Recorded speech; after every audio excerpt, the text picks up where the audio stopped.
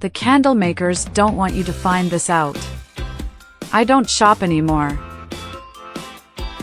To start today's tip, in a pan I will add 4 ordinary candles. I will turn on low heat until melting the candles completely. And before I forget, tell me which city you watch so I can send you a big hug. Today's hug goes to Michelle Castillo, from Albuquerque, United States. I'm glad you're enjoying our tips. As soon as it melts completely, I'll remove the wick from the candles. With the liquid, I will remove from the fire and then put in containers where we will assemble the new scented candles. I'm showing in only 3 containers, but you can do more because the yield is higher. The first item we will use is cinnamon. We will use a small amount. Then in the same container, we will also add cloves. In the second candle, we will use disinfectant, making this perfect to bring the smell of cleaning in every room you use. The ideal is to use a small amount and then mix very well. To make it also a decoration item, I will also use dye. You can use the color you prefer and then mix again.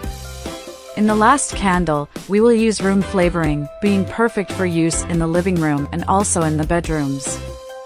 You can again use a dye to bring a more pleasant color and still maintaining the aroma you need. I will mix well, and only with these ingredients can I prepare a scented candle totally different from the candles sold in the markets. To finish, I will now also add the wick of the candle that we removed earlier. For this I am also using a clothespin as a support for the wick. Once put this way, we will reserve until the liquid has hardened. This will surely be the best scented candle for the preparation in your home. Whenever you use it, you will bring the aroma that your home needs. This candle can be used in all rooms of your home. I even use it in the bathroom, and even after use, I keep the bathroom with a totally pleasant smell. If you prefer, you can also use this candle even in the office.